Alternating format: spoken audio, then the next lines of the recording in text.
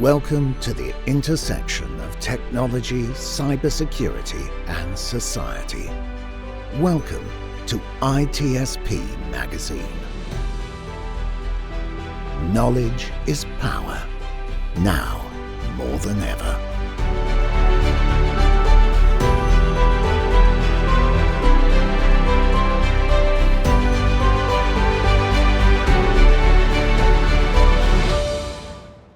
Hello, everybody. You're very welcome to a new episode of Redefining Cybersecurity here on the ITSP Magazine Podcast Network. This is Sean Martin, your host, where I get to talk about all kinds of cool things related to protecting the business and helping it hopefully generate revenue, not just protect the revenue that they create. And I truly believe as security professionals, we have a role to play in helping the business define itself to operate accurately, functionally proper, if you will, in the industries within which they play. So today it's a topic that I absolutely love. Many people probably think I'm crazy for loving risk management, but that's the topic. We're going to look at the broader GRC space today, and I'm thrilled to have good friend on again. We met a number of years ago. We've had a few conversations. John Sapp, it's a pleasure to have you on the show again. Sean, thank you. It's always a pleasure to join you. And we've had a lot of great conversations over the years, and looking forward to having another one. Absolutely. And it seems, and we'll get into kind of your journey a bit, but it seems a lot of our conversations have been rooted in risk and connected to insurance in some fashion, be it health insurance early days or just general insurance in early days, and then cyber insurance at some point as well. Yeah, you know, it makes me think about September 2008. Not that I remember it exactly, but there was an episode or an article in Information Security Magazine back then, and it was on GRC, and actually I got it posted up on the wall back there behind me, the copy of the article. And we were talking about GRC, and that was during the heyday of GRC and ITGRC and EGRC. And so what I want to do today in today's conversation is I've trademarked a phrase that we are turning GRC around. So when you think about the letters GRC, governance, risk, and compliance, I have a different view of it today, which everyone is talking about it, but it's cyber risk governance. So when you turn GRC around those letters, you get CRG, and that is cyber risk governance. And that's what we're going to dive into today. You've made your own Rubik's Cube of risk management there, John. I love it. I love it. Well, for those who haven't had the pleasure of meeting and hearing who you are, maybe a few words about some of the things you've done in the past. I don't know if you want to tie that article in, what prompted that article, and some of the things you've done kind of leading up to today. I think that'd be super helpful. Yeah, absolutely. So back in 2006, I was at McKesson, and after about 15 years of doing application development, realized I needed to transition my career, and had the opportunity of working with at McKesson. They were establishing an IT risk management function. And so that became where I transitioned into, took the CISSP, and also acquired the CGIT, the Certified in Governance of Enterprise IT, and C-Risk, and a few other certifications to establish some level of credibility, if you will, to enter the space. And actually in 2008, as we were building that organization out, had the opportunity to pick my title. And at that time, I recall Apple having advertised for a senior GRC consultant. So I included the GRC in my title, and was tagged a senior consultant of governance, risk, and compliance at McKesson at that time. And that led to an article as we were implementing ITGRC capabilities in the organization, and my career has continued to evolve from there, getting more into roles that You mentioned at the top of the podcast that, hopefully security could generate revenue instead of just protect it. And that's actually one of the things that me and my team did is we converted our cost center into a profit center at McKesson, because we were able to take technologies like encryption and DLP and other things, because you had HIPAA had become very, very prevalent at the time, and folks were trying to figure out at some of the smaller practices and organizations, how do they do that? So we turned around and took the capabilities that we had implemented and turned it into a product that could be included with an order of their software and services. So I've continued to evolve that into a few different CISO roles, medical device companies and financial services, and now again back into financial services. Had a stint in retail along the way, but so right now CISO here at Texas Mutual Insurance Company, where I've worked to build out the program and evolve it, and really pursue one of the organization's top priorities, and that is improving our security posture. I love that, John, and I think what I want to touch on here is because you've had, and we're going to get into the topic in more detail, driven by an event that you spoke at, but you've been in a number of different industries, and I'm curious if different types of organizations do or should or shouldn't approach risk from a different perspective. The insurance, financial services, retail, healthcare, device builders, clearly they all have different things they worry about, but I'm wondering, does that mean they have to approach risk differently as well? Yeah, it's a great question, and one that I love having a discussion around.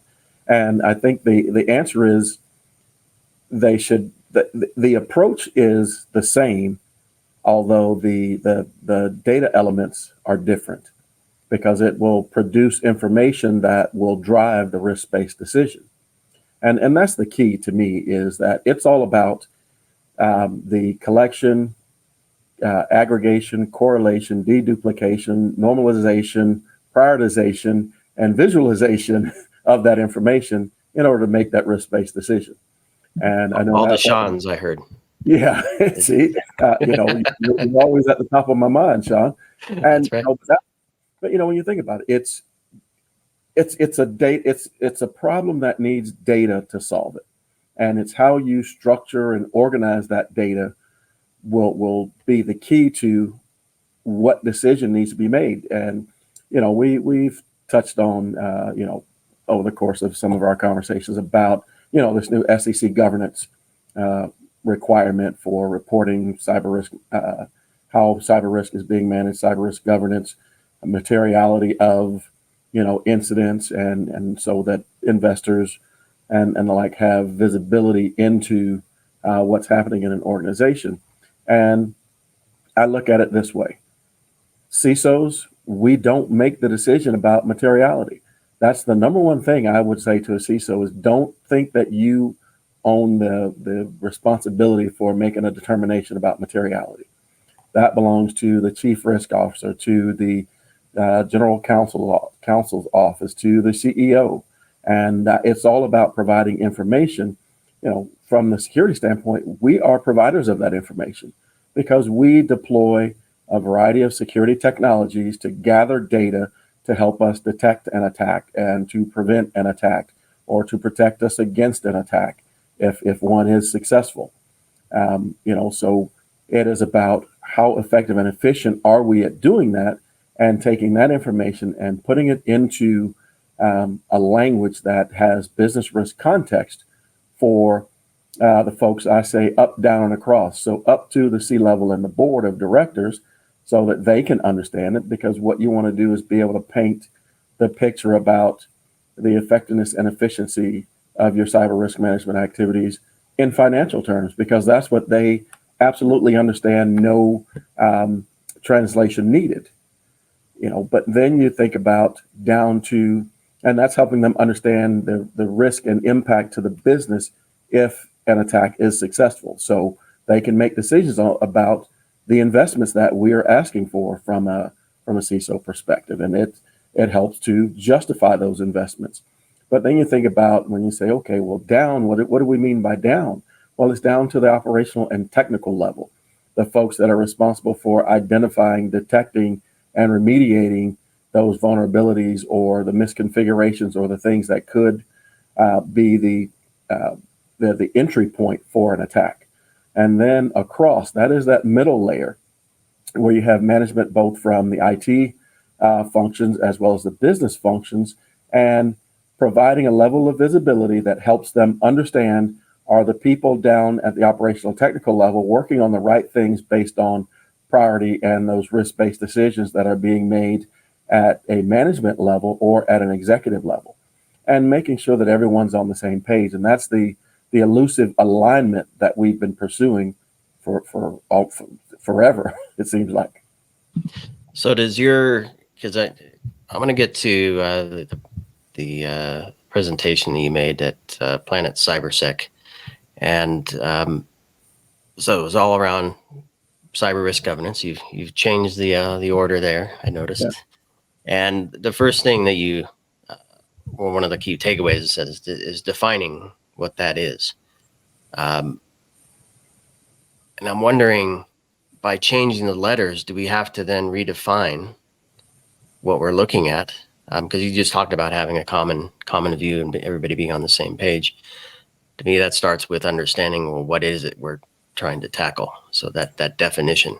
So Yeah. Do we need to redefine it? And if so, how do you define it? Well, I don't know that we're redefining GRC, but what we are doing is bringing clarity and definition to cyber risk governance and what it is. How does it roll up into a GRC program? Because unfortunately, what a lot of folks think about when you say GRC, and I get calls all the time and emails from vendors, asking, hey, do you have a GRC platform? Well, GRC is not about a platform. The tool is just a mechanism to achieve the outcomes and the values that you're in pursuit of.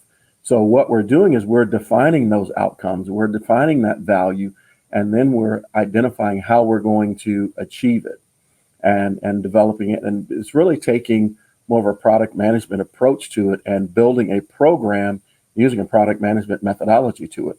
So you have your MVP, that minimum viable product, is a capability that allows me to understand what are the areas of risk what are the areas of the business that are at risk to a cyber attack. And cyber risk governance and cyber risk management is a component of cyber risk governance that is part of your broader enterprise governance, risk and compliance, or your enterprise risk management function. And so, we have an ERM function here, and I've been members of ERM functions at a number of different organizations. And, the CISO generally owns the responsibility of reporting risk as relates to cyber, but also the risk, the IT risk. Even though we often report to the CIO can't define it, and we are best suited and situated to be able to provide the information to frame up that risk. And while the CIO owns IT risk, it's making them aware of what that IT risk is. And in today's world, it's a digital world. There is no turning back, right? Everything we do, as much as we were 5 to 7 years ago talking about the move to the cloud and do you do it, do you not do it? People going to the cloud and then reverting back to on-prem. Well, now it's, SaaS has taken over the world, and, the majority of organizations, SaaS solutions are what drive their business, or what are, when you look at it, I think there was some Gartner research that says that 60% of an organization's employee uses 42 different SaaS solutions.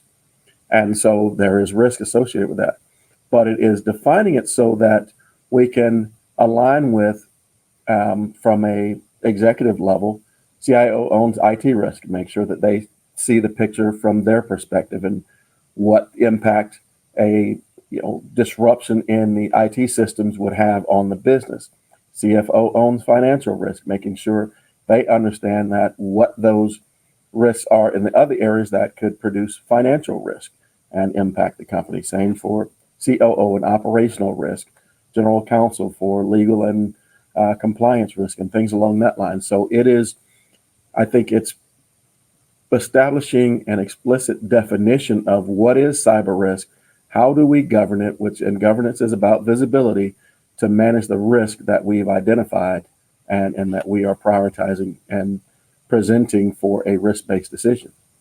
Yeah, visibility and authenticity as well. I want to, integrity, I'm sure is in there as well.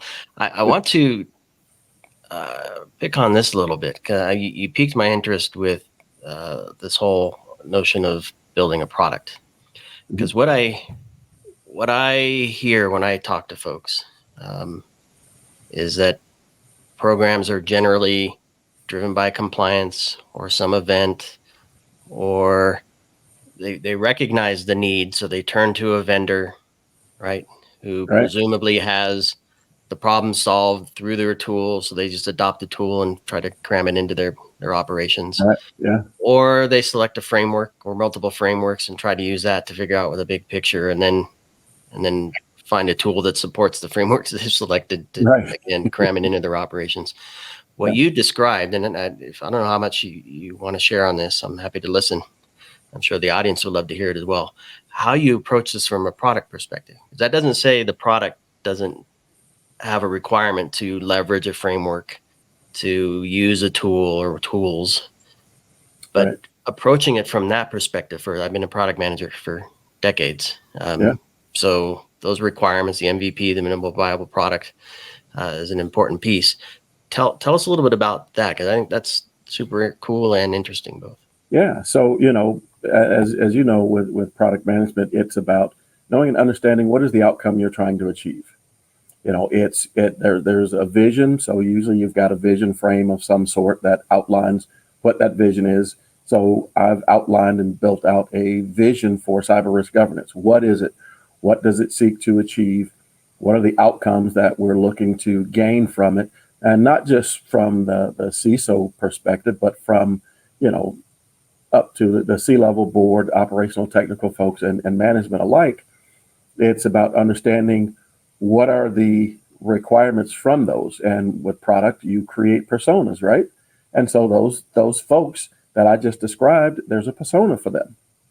And so now that you have that, you know what it is each one of those personas would like to get out of it. So you have conversations with board members and with folks who perform vulnerability management detection and who run and manage security technologies, because they often have to provide some level of metrics and reporting up to their management that shows how good they are at doing their job, or how strong is the security posture and all those things.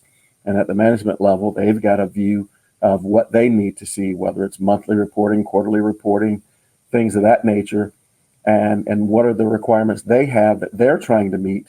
Those become requirements as part of building out this product approach. And there isn't a given product on the market today, and not a single product anyway. And we've heard for decades people talk about, or at least for the last decade and a half or two, single pane of glass. I'm not trying to create a single pane of glass. When I talk about this, it's about developing a common pane of glass, one through which each one of those personas can look at this pane of glass and get the information they need that is near real time.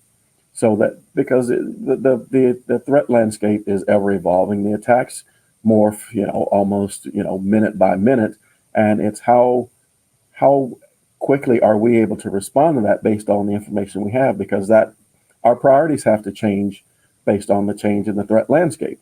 And so in order to do that, you have to have information that is accurate to be able to make a decision to adjust those priorities. So it's really, as you think about product, it's the outcomes, the values, the requirements, and the personas, and to be able to deliver that. Because we were talking about, I've worked in retail, manufacturing, telecom, health insurance, health software, you name it, hospitality, retail. And yes, they all manage their business very differently. Their margins are very different, but the problem is the same across whatever the industry is. JBS Manufacturing learned that not that long ago, that nobody is safe, nobody's under the radar. They're a meat packing plant. Why would anybody want to attack them? Well, attackers don't care. It's about what can they gain by disrupting a business. And it's about them achieving their motives, and they move on to the next. But it is, how do we present the information so that folks can make consistent and accurate decisions that they can defend with? Because when we, again, whether you're subjected to the SEC governance regulations or not, you still should prepare an effective a cyber risk governance approach that achieves the same things that they're asking you to be able to present. And that is just as effective to your board as it is to your cyber insurance carrier. We achieved this year a 10% reduction in our cyber insurance premium based on the strength of our cyber risk program, how well we identify risk, how we're managing it, but just being able to demonstrate to that carrier that we know what our risk is. So don't lump us in with general financial services or insurance. We're different, and here's why. Yeah, and I've heard many stories actually where, yes, a premium reduction, thank you, right, but also coverage increase in the policy. So you actually have better protections if something does happen, presuming that it won't. Right, there's a bit of a gamble there. Yeah, and we were able to get a premium reduction while retaining the maximum level of coverage. Yep. And that to me is one of those values that I can identify as, by achieving effective cyber risk governance and the supporting cyber risk management capability within it. Those are some of the things that the value that you get out of it. Yeah. So I want to talk to you about what I'm picturing this as the easy button that I think a lot of, I'm sorry if I generalize a lot here, but I talk to a lot of people. The easy button of, all right, we have a program, we put a tool together, we run these reports and generate this thing, and we make some decisions. Maybe that's possible. But what I want to get to is this idea that, and you mentioned it earlier, the CISO doesn't own this, right? Right. And a single pane of glass might try to put everything in a single way for everybody to view the same way. Right. But I believe, and I'm interested in your thoughts on this, that it's not about presenting some information and giving somebody the responsibility to make a decision.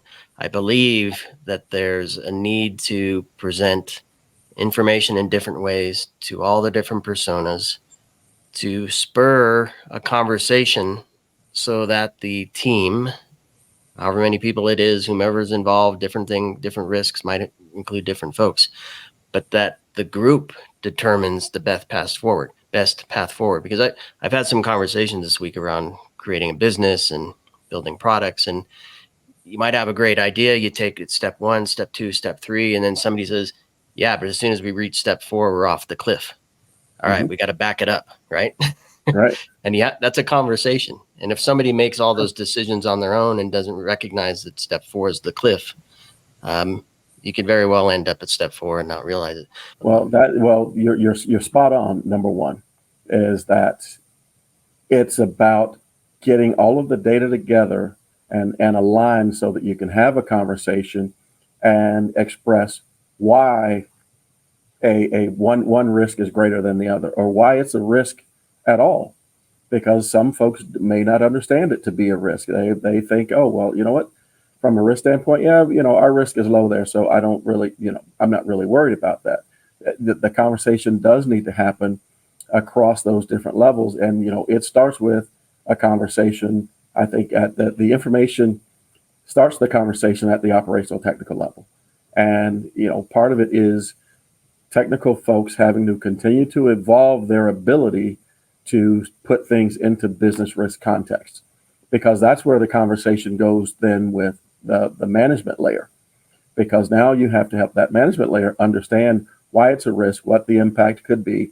And again, a decision is not being made there. So it is a bit of a bottom up approach in that, starting with the data that's at the very bottom of this and starting to summarize that in a way that you can have the conversations as you go up the ladder and be able to then drive that conversation. But then when you get to the top of the ladder, because, we all, even at, a CISO level, or even, at, CIO or some of those other levels, they don't make those decisions unilaterally or on their own. There's a conversation to be had with an enterprise risk management group to understand, okay, so what should the decision be based on the information that's been provided? And that's just it. It does require conversations at all three of those levels that we've talked about in order to reach that decision, because now everyone is involved in the decision. Everyone understands why that decision was made. So now if something occurs, you don't have to worry about, oh, we got to get our story together before the time expires and we have to get this to a regulator and give them what we know. Because now what you've built is a system and a capability that keeps everyone informed. So now everyone's in the loop at the time that something occurs, or at the time something is discovered that is of concern, so that decisions can be made. And now you don't end up with the unfortunate situation of like a SolarWinds right now. Tim Brown is a friend that lives here in the Austin area, and I've seen him around, and we all feel terrible about what's happening to him right now, and being suggested that there was fraud in some way or whatever it may be. And so now we're all at least from in the CISO circles, we're all trying to figure out, okay, hey, how do I protect myself? But we can't get caught up in a CYA type approach, because we're hired to protect the organization. And so we have to continue to press forward in those conversations to drive that decision making and inform for those decisions to be made, so that now we can all protect ourselves as best we can, and we can at least prove that we applied best effort. Yeah, and I had the pleasure of speaking with Joe Sullivan, former Uber CISO, was convicted as well, and he and I talked about icing the roll, where if you're afraid to do your job, Right. or if it becomes about CYA, you're not really doing it properly, as you just described. Right. And it that connects to what I was thinking about earlier as well, in terms of my experience presenting to the board is presenting, Yes. or even the executive leadership team. It's come in, take your 5 minutes. You have 10, but you're only going to get 5. Right. Show us your deck. We want to get to the last slide, because that's the one that everybody wants to see. So forget about the previous slides. And yes, there might be some conversation, but not a real discussion. Yeah. So have you seen a shift where, or have you seen a way that those conversations or discussions take place outside of the presentation? I'm just wondering, are we doing any better there? Given what you just described. I think we still got a long way to go, because it is still very much a put together a deck. To your point, you get 10 minutes, but it ends up being a 7-minute conversation at best, unless you've got a board that's comprised of someone who has a specific interest in technology and cyber, and really is looking to understand it. Because I think part of the concern is, as CISOs, we report into another C level. So I don't think we have the same level of accountability as the upper C levels, but we don't have the same opportunity as the upper C levels. And therefore it's sometimes your message gets filtered. And, so it's someone wants to, whoever you're reporting into may want to see that presentation, and and tweak it to what the perception of the audience is. And then, so now the message has started to be filtered. It's not the impact that you want, because the concern is you don't want to rock the boat. Well, we have to rock the boat, and we have to push for that message to be delivered unfiltered and to encourage a conversation. And the way I like to put together my presentations is to, in a way that it sparks the conversation and it creates the conversations. And I've had really great success here over the last 2.5 years here, because it's become conversations. I've had the opportunity to not just present at the audit committee, but at the full board meeting. And that turned into, lots of great conversations. And they're very interested in the roadmap and the path in terms of where I say we are in maturity today and where we're going and why we're trying to achieve that particular level. So it's about really taking hold of it and saying, to whoever it is you report into, we need to educate our board. It's not enough for us to wait for them to find someone who is educated on the matter, or to get a CISO on a board. It is to whoever is there, let's educate them. Let's not tiptoe around the subject, but let's pursue educating and teaching. Yeah, and I think you talked about user personas. Guess what? Those personas are these people. They have Absolutely. They have a character in these stories. We didn't touch on user stories, but you have a user persona or a persona. Guess what? They're part of the story. if you can help connect their mind to, hey, I'm part of this story, you have a much better chance of having a more meaningful conversation. John, I could talk to you for hours about the whole product thing. Maybe we have another chat digging deeper into that, because I love that kind of stuff. I want to give you a moment to maybe share some thoughts on what folks can expect from you. December 6th is the Layer 8 Masters Planet CyberSec CISO Forum that you're speaking at.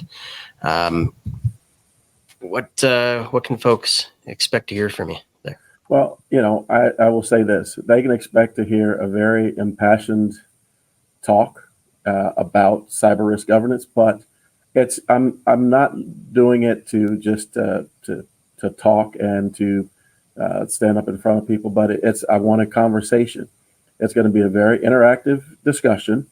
The key takeaways are really just a framework for the conversation and the types of things that I want folks to come and be prepared to participate in a discussion around, because I certainly have my viewpoints and my thoughts, and nobody's ever accused me of being short on words, but I'm there also to be an active listener and to see what can I take away from it to be able to continue to evolve this product idea and really make it more about a revolution than an evolution.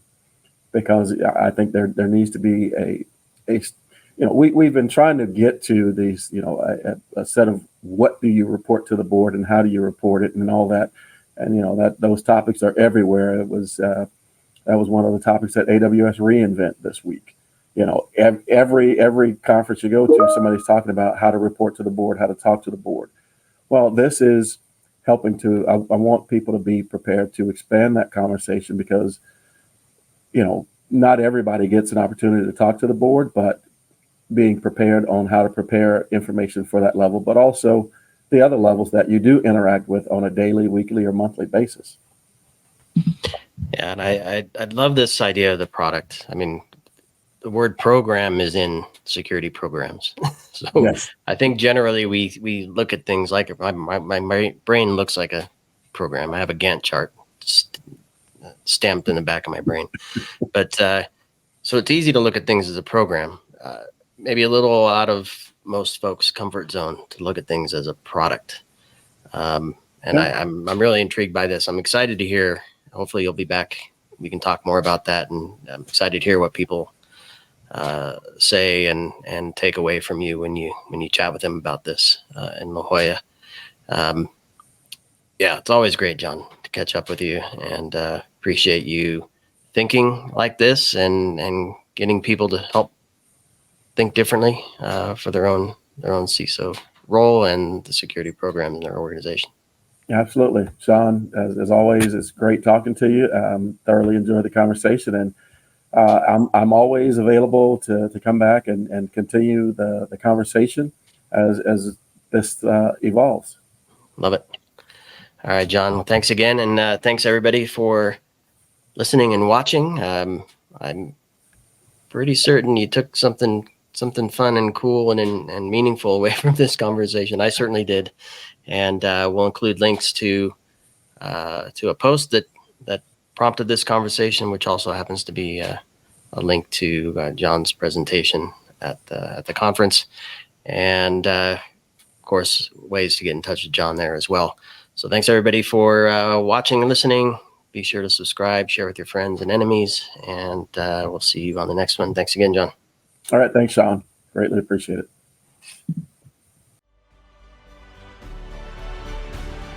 We hope you enjoyed this conversation. If you learned something new and this story made you think, then share ITSP Magazine with your friends, family, and colleagues.